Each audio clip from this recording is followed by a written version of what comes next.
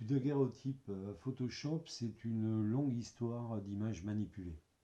Si on voulait établir une distinction entre retouche et trucage, on pourrait proposer les deux définitions suivantes.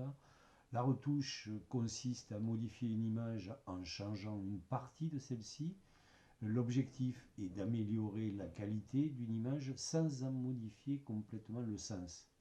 C'est des améliorations de contraste, de couleur, éventuellement supprimer un bourrelet inesthétique ou des rides, atténuer quelques rides. Le trucage, lui, qui englobe d'ailleurs le photomontage, change radicalement le sens de l'image.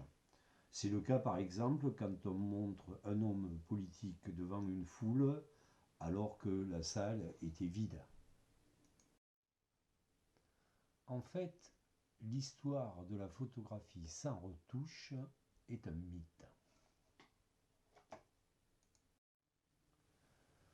Comme le fait remarquer André Günther, qui est maître de conférences à l'école des hautes études en sciences sociales, brosser l'histoire de la retouche n'est pas très simple, puisque justement c'est une pratique sans histoire. En effet, les fonds photographiques de tirage sont des positifs. C'est eux qui sont conservés et ils sont constitués des épreuves les plus réussies d'une époque. Par voie de conséquence, ils sont moins concernés par la retouche. Rappelons qu'à ce moment-là, la retouche concernait prioritairement les clichés négatifs et qui sont rarement conservés avec les tirages. Une bonne retouche ne se voyant pas, André Günther résume les difficultés pour aborder ce domaine par ces mots, je le cite.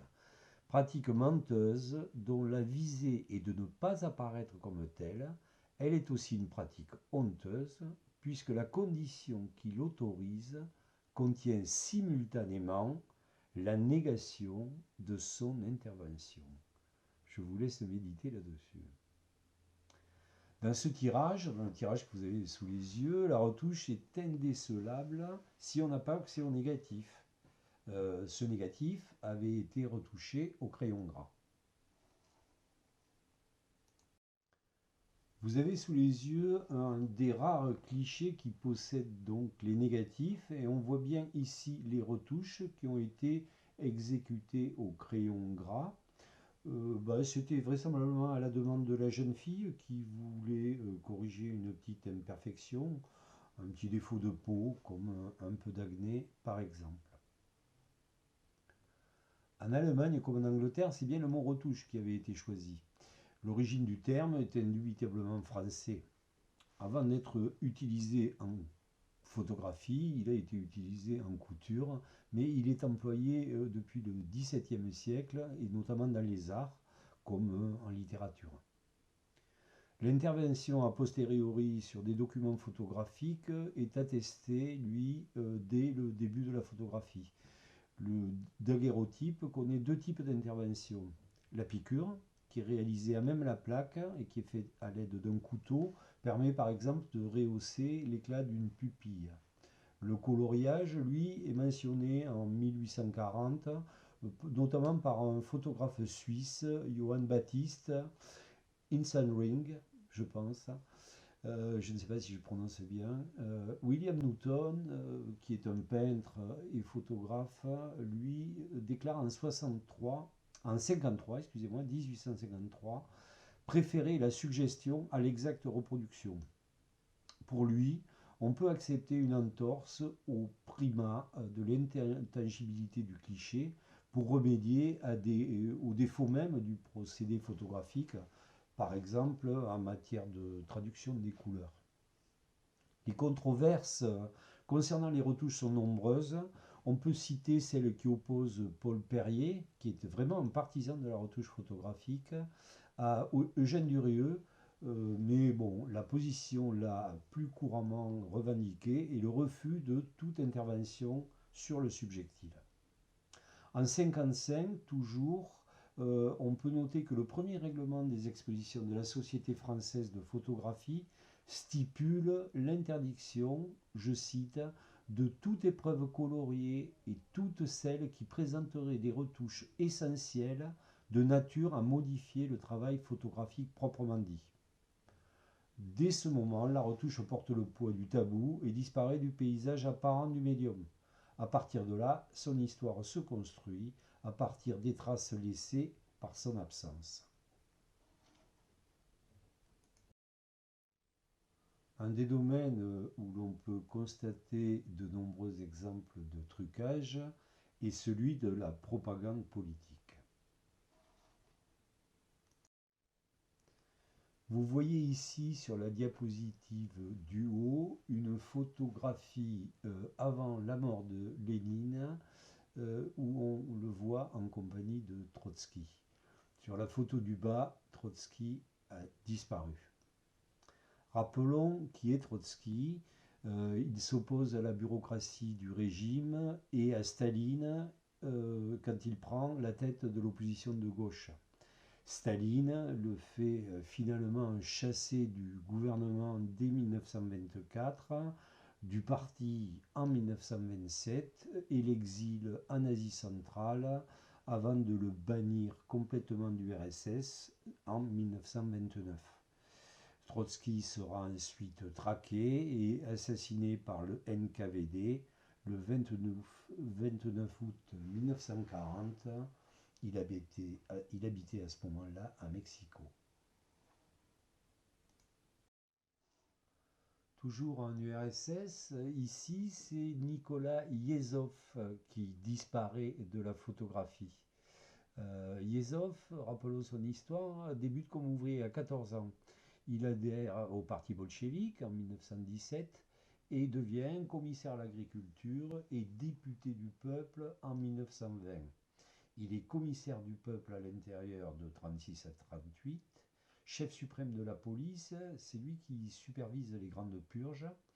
Quand Staline décide d'arrêter les purges, Yezhov est muté aux transports maritimes et fluviaux, puis il est arrêté, jugé et exécuté en 1940 pour avoir purgé quelques 400 000 tchéquistes, membres de la police politique.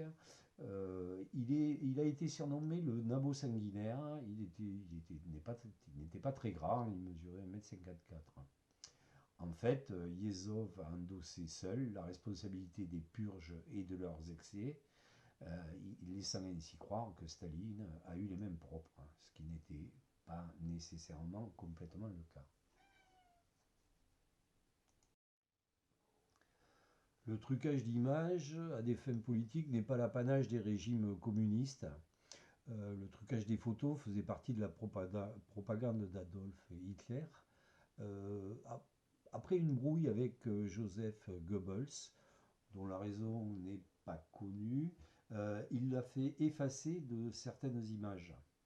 Bon, on va en remarquer ici que le trucage de photos argentiques est plus délicat que la manipulation des images numériques actuelles. On peut penser que ce travail a été confié à des professionnels et réalisé avec grand soin. Pour autant, la manipulation est visible et on peut voir un morceau de la manche du costume de Goebbels qui subsiste sur l'image. Essayez de la retrouver.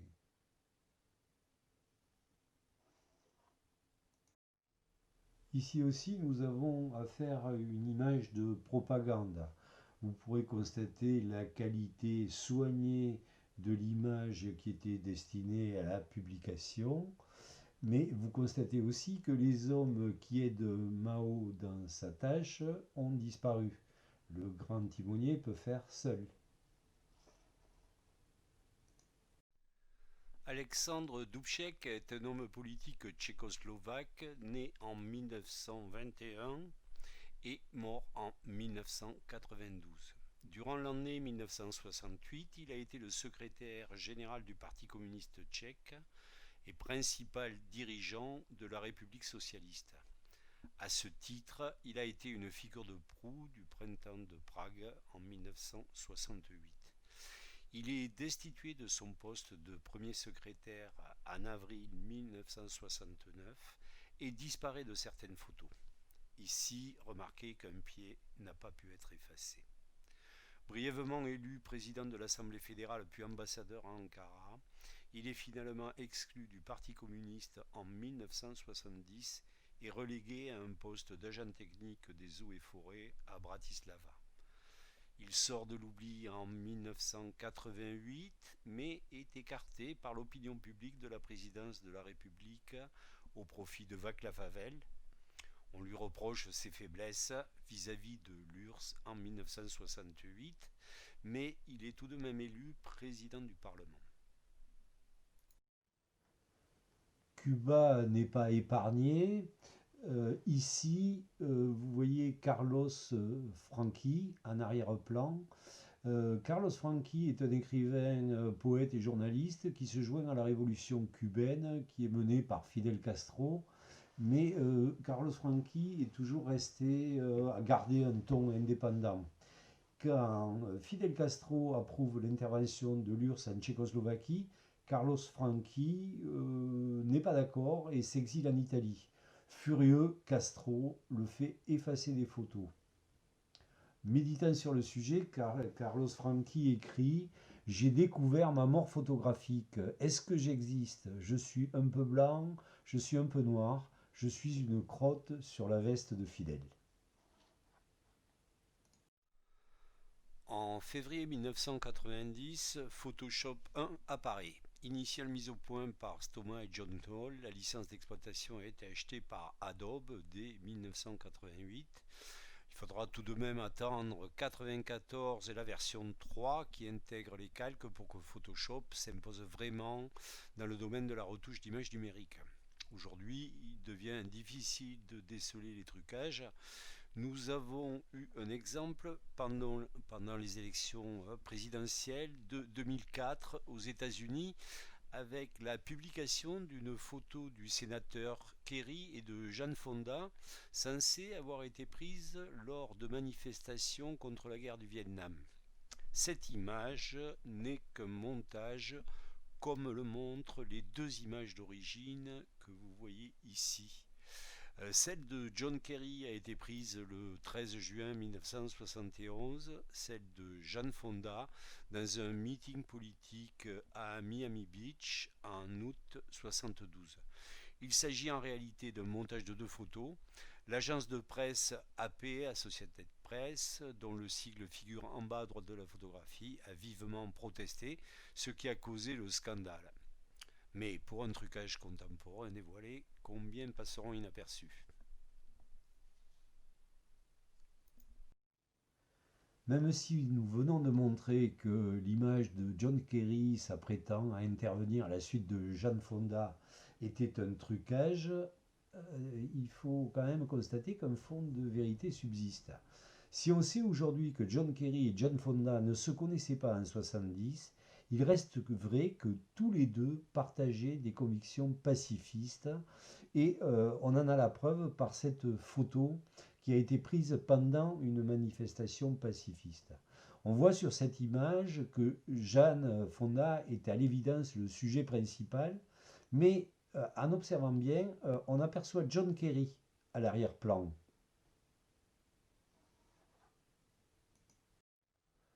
Pendant le XXe siècle, la retouche restera un tabou et s'exercera sur le mode de l'exception. Si elle est considérée comme acceptable dans certains domaines, comme la mode ou la publicité, il n'en va pas de même pour la photo de journalisme. Ici, le poids du tabou empêche généralement les professionnels de reconnaître politiquement le caractère banal de la correction des images. Et lorsqu'une retouche trop apparente est révélée, les responsables éditoriaux tâchent toujours de dissimuler sous l'excuse d'un défaut ou d'un faux pas, ce qui relève en fait d'un acte délibéré. Cette hypocrisie est en grande partie responsable de l'illusion d'intangibilité de ce document photographique. Quand les photographes retouchent une photo en vue d'éliminer un détail gênant ou qu'il retouche le physique d'un personnage politique, des discussions sur les limites éthiques de ces manipulations ne manquent pas de s'élever. Si la photo de journalisme doit répondre à un code déontologique, l'image est aussi un élément d'accroche important pour les lecteurs. Elle contribue à l'augmentation des ventes ou de l'audimat, mais la réalité n'est pas toujours assez photogénique. Un projet de loi proposé à l'Assemblée nationale en 2009 par Valérie Boyer porte sur l'obligation d'une mention précisant que l'image est retouchée.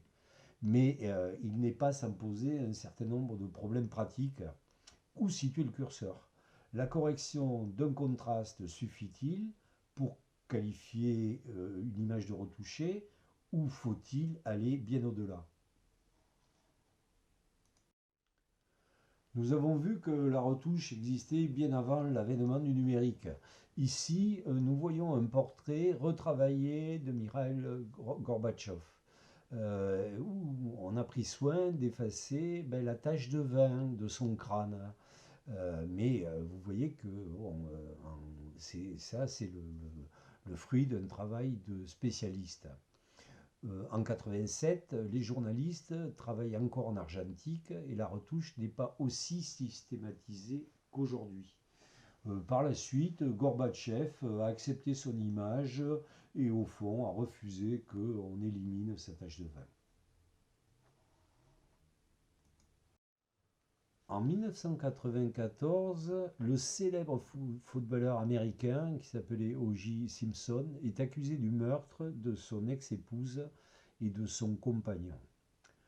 Newsweek et The Time ont tous deux choisi la même photographie, celle d'O.J. Simpson au moment de son arrestation.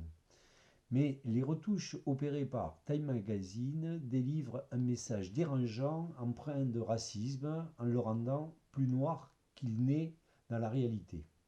Certains représentants de la communauté afro-américaine ont accusé le journal de racisme et l'illustrateur qui s'appelait Matt Mathurin a dû se justifier en disant qu'il avait fait ce changement pour des raisons artistiques. Quoi qu'il en soit, cet événement constitue une des premières grandes polémiques médiatiques autour de la manipulation d'images dans le domaine journalistique. Ici, nous sommes en août 2006 et la publication sur Internet d'une photographie retouchée d'un raid aérien sur Beyrouth fait scandale avant d'entraîner une réaction courroucée de l'agence Reuters, qui raye immédiatement l'auteur de la photographie de ces listes et proclame à partir de ce moment-là la tolérance zéro à l'encontre de toute retouche. Cette prise de position extrême fera l'objet évidemment de nombreuses controverses, certains journalistes jugeant que des retouches limitées à des aspects techniques pouvaient être tout de même acceptables. Le mercredi 19 novembre 2008, Le Figaro fait sa une sur Rachida Dati avec une interview de la ministre de la Justice. Le service photo du Figaro n'a pas retouché le physique de Rachida Dati, mais a fait disparaître sa bague, une chaummée d'une valeur de 15 000 euros. Ce subterfuge a été vite dénoncé et a provoqué une controverse sur l'influence de Nicolas Sarkozy sur la presse.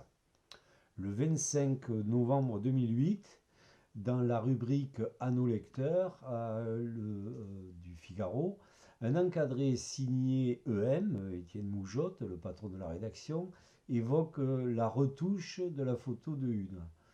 Je le cite, Le Figaro a publié mercredi dernier en première page une photographie de Rachida Dati. Sur la photo originale, la ministre portait une bague qui a été effacée sur le cliché définitif. Ceci est une erreur dont nous nous excusons auprès de nos lecteurs.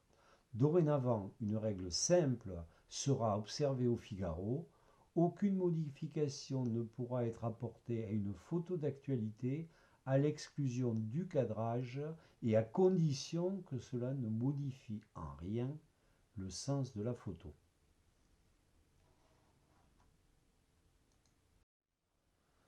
Ce sont les médias eux-mêmes qui parfois dénoncent le subterfuge.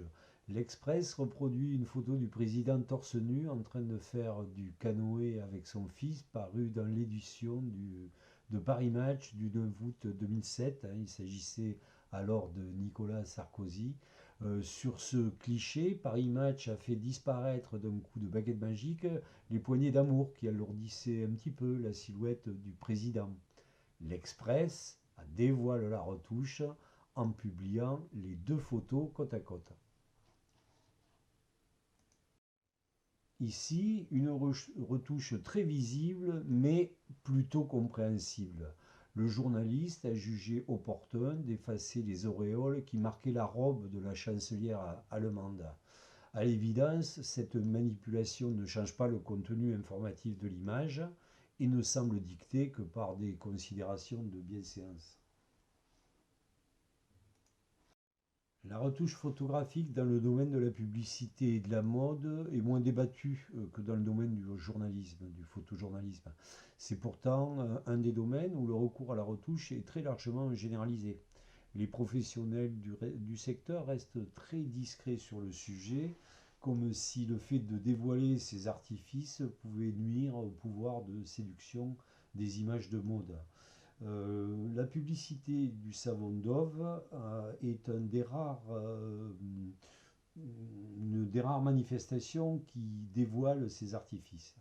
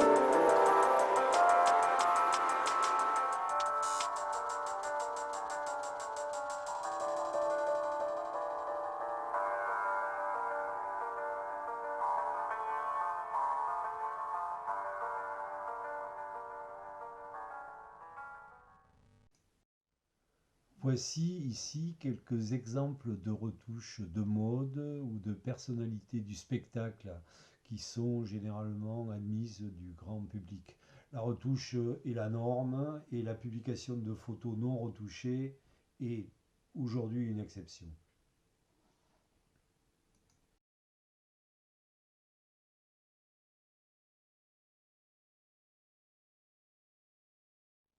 Ici, outre l'éclairage qui a été amélioré, on peut noter que le grain de peau a été affiné, mais ce ne sont pas les seules retouches apportées à cette image. L'intervention la plus importante porte sur la taille du modèle, où l'on a fait disparaître tout bourrelet disgracieux.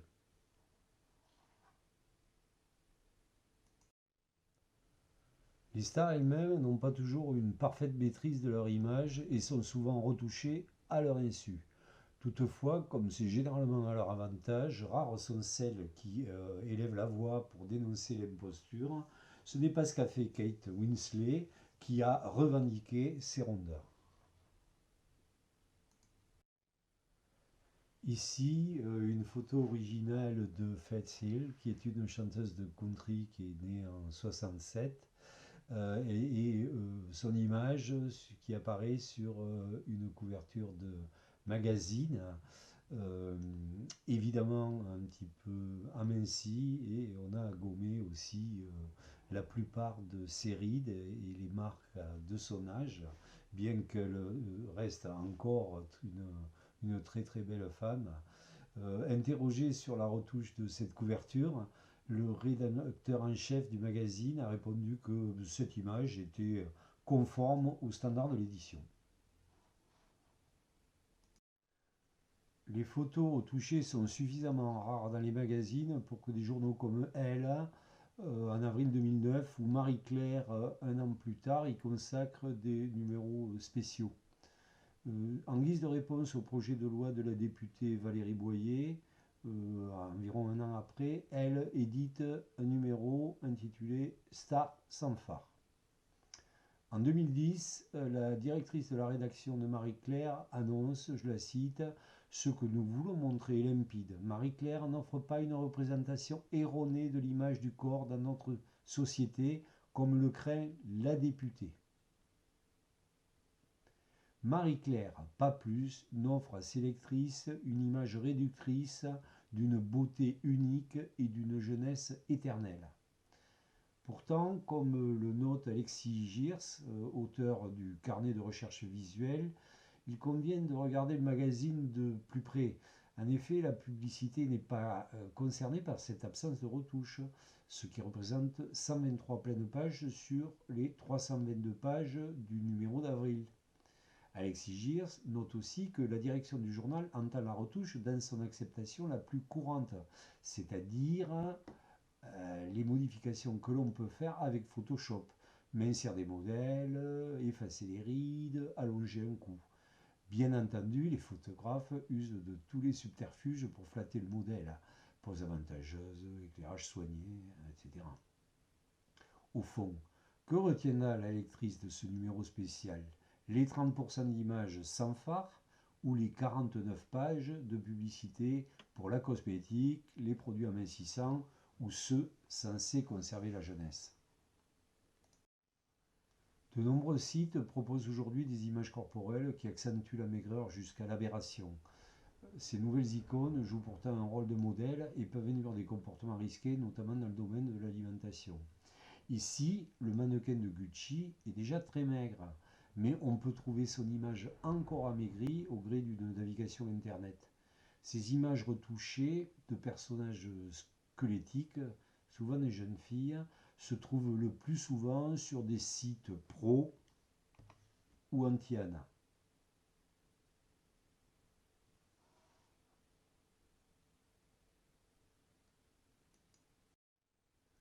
La proposition de la loi de la députée UMP Valérie Boyer, déposée à l'automne 2009, visait à imposer que la mention photographie retouchée afin de modifier l'apparence corporelle d'une personne soit accolée à toutes les photos publicitaires ayant fait l'objet d'un retraitement informatique. Cette loi entendait surtout lutter contre l'apparence irréelle du corps des femmes, susceptible d'infliger de violents complexes aux lectrices ordinaires des magazines de mode, voire d'entraîner les adolescentes dans l'enfer de l'anorexie. Dans son exposé des motifs, la députée allait plus loin et recommandait de ne pas s'arrêter aux seules photographies commerciales, mais d'étendre le champ de cette législation à toutes les photographies diffusées dans la presse écrite. Le filet était si large qu'il englobait à peu près tous les titres de la presse People, très performante dans la retouche de photos. Le texte n'a jamais été inscrit à l'ordre du jour.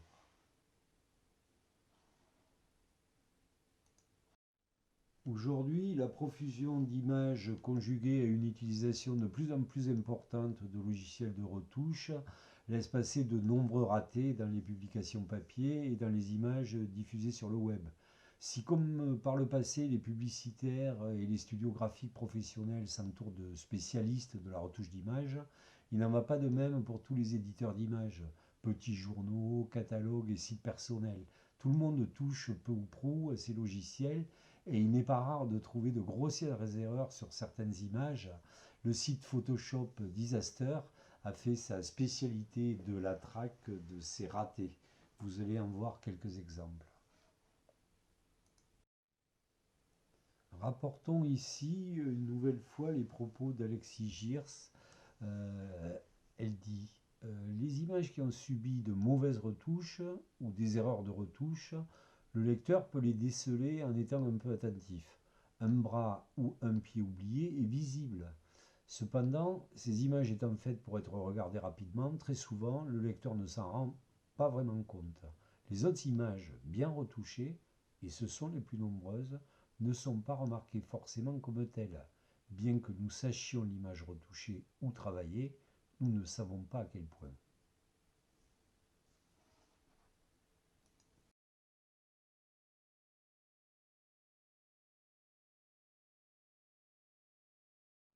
Une photographie de publicité cosmétique n'est pas moins conforme à la réalité qu'une Vénus d'Ingres. Il faut comprendre que l'image photographique n'est pas la réalité et balayer une bonne fois pour toutes l'idée qu'elle comporte l'objectivité. La photographie est une composition et dans ces exemples, elle est travaillée autant qu'un dessin. Elle se situe de la même manière entre la réalité et l'imaginaire et pas forcément plus près de la réalité. Ici, l'illustration d'une grossière erreur, intentionnelle ou pas, on peut peut-être se poser la question. En 2012, un internaute a découvert sur une photographie du catalogue Enfants de la Redoute un naturiste en arrière-plan d'un cliché représentant des enfants en train de s'amuser sur la plage. Ce fail a fait le tour du web en quelques heures, provoquant l'hilarité générale et des reprises plutôt subtiles de la part des publicitaires. La Redoute rebondit sur cette erreur pour se faire un coup de pub. Dans une vidéo, Anne-Véronique Bellac, qui était la directrice commerce et développement du groupe, invite les internautes à trouver les autres erreurs qui se sont glissées dans le catalogue en ligne et en disant « La Redoute rhabille des pieds à la tête le premier internaute qui trouvera une coquille de ce type. Tout est bien qui finit bien. » Tant et si bien que l'on peut se demander si finalement cette erreur n'était pas un fake.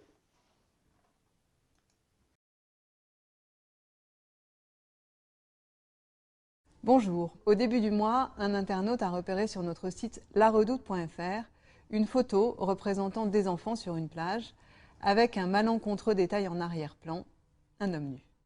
Évidemment, il s'agit là d'une erreur et nous tenons encore une fois à présenter nos excuses à l'ensemble de nos clients. J'ai demandé à mes équipes de passer au peigne fin les milliers de photos du site internet. Cela a pris du temps et le résultat est assez embarrassant.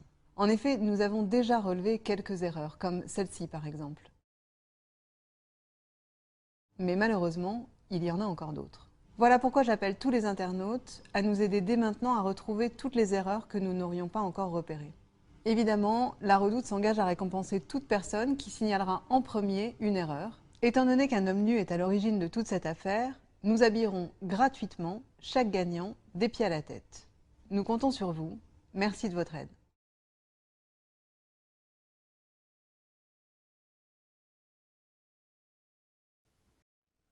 Regardez bien cette image, encore une erreur maladroite. En janvier 2008, un article est paru sur la lettre d'info de la majorité d'Île-de-France et cet article dénonce l'idée de Denis Baupin, qui était adjoint au maire de Bertrand Delanoë à l'époque et qui faisait partie du groupe des Verts, et qui envisageait le péage du périphérique parisien. Pour illustrer l'article critiquant cette proposition, les services de Roger Carucci, à l'époque, ont choisi une photo de bouchon avec la légende suivante: les Verts surtaxent, les Franciliens payent. Mais à y regarder de plus près, certains observateurs ont constaté que les concepteurs du site avaient été étourdis.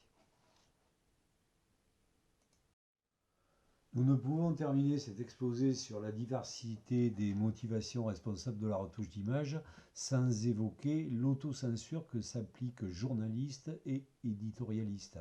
Une publication à large diffusion se doit de ne pas trop choquer l'opinion, et cette pudeur explique un certain nombre de trucages.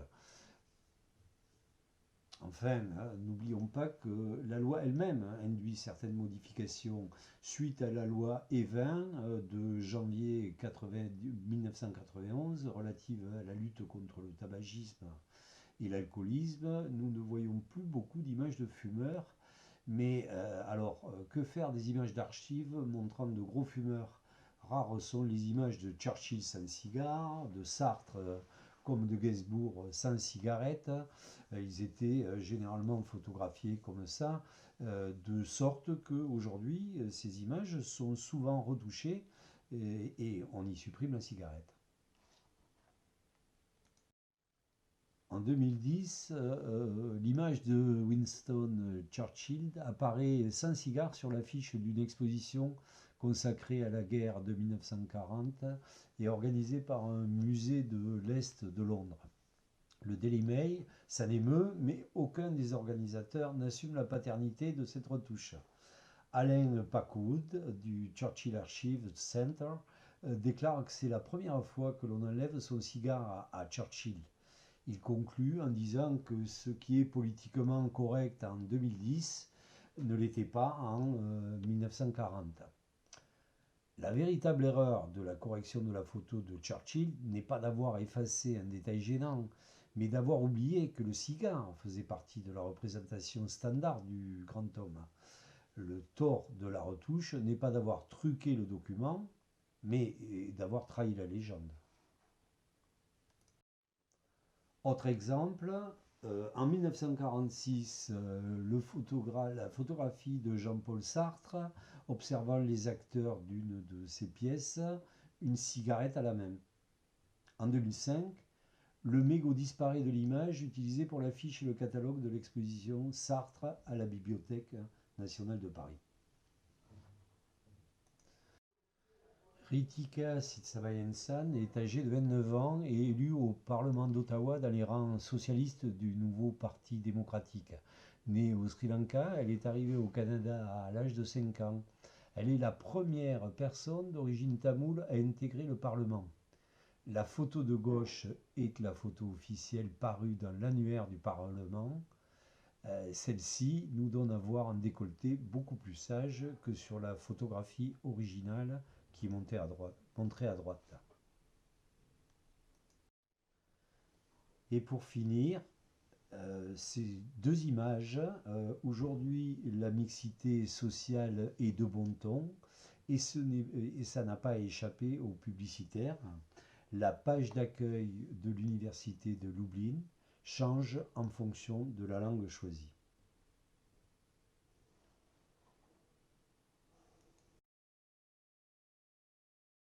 La mention effectivement photo retouchée sur toutes les photos, je pense que ce serait plus rapide de mettre sur celles qui ne sont pas retouchées. Un peu comme il y a eu dans la pub, à une époque, la pub Superglue, on disait réalisé sans trucage. Ça montrait à quel point toutes les autres pubs étaient réalisées avec trucage. Mais à la limite, c'est peut-être plus simple. Hein.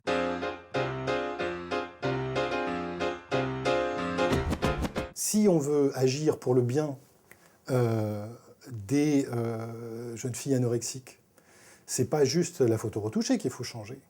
Il faut agir sur l'ensemble de notre culture visuelle, qui place effectivement la beauté physique très au-dessus d'un certain nombre d'autres valeurs. Et le fait de savoir si c'est une photo retouchée ou pas est franchement très secondaire.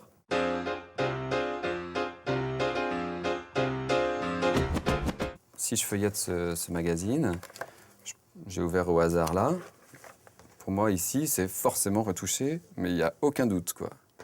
Aucun doute, le petit duvet a dû être retouché, éventuellement les poils sur les bras, les petites marbrures qu'il peut y avoir sur les cuisses, voilà, typiquement ce genre de choses. C'est pas tant que je le vois que je sais que ça se fait et je sais que les photos ne vont pas passer si elles sont pas retouchées. On est tellement plus habitué à voir des veines un peu gonflées, etc. Si c'était pas retouché, ça sauterait aux yeux et ça passerait pas.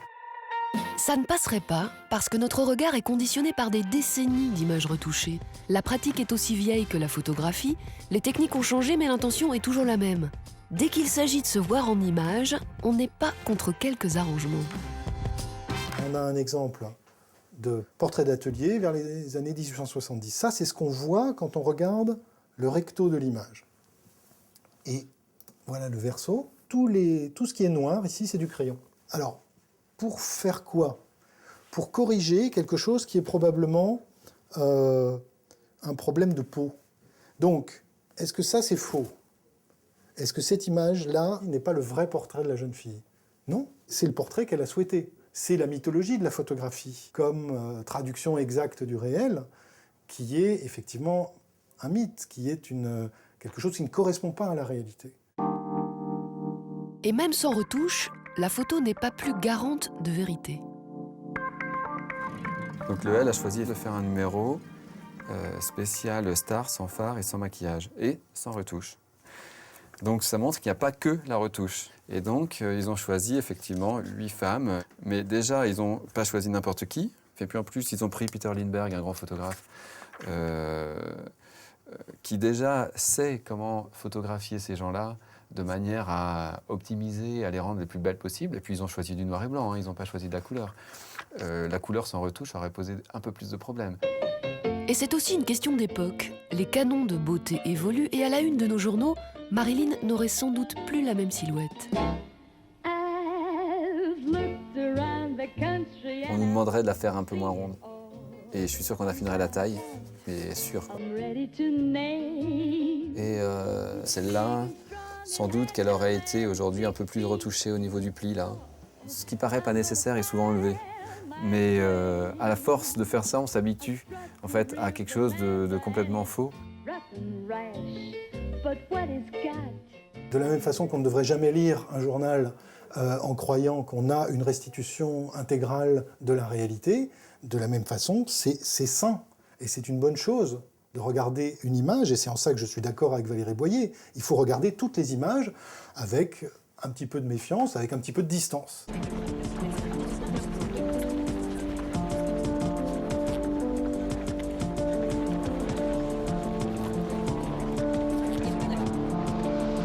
Et c'est, je crois, ce que les gens sont en train d'apprendre en pratiquant la photo, avec les nouveaux instruments, avec Internet, avec le fait de pouvoir voir beaucoup plus d'images que ce qui était possible par le passé. On est en train de vivre dans une école de l'image telle qu'on n'en a jamais eu. Et ça, pour moi, c'est à ça que je fais confiance. Et je pense que c'est ça qui va être le vrai levier pour changer les comportements par rapport aux impératifs de beauté ou de perfection physique.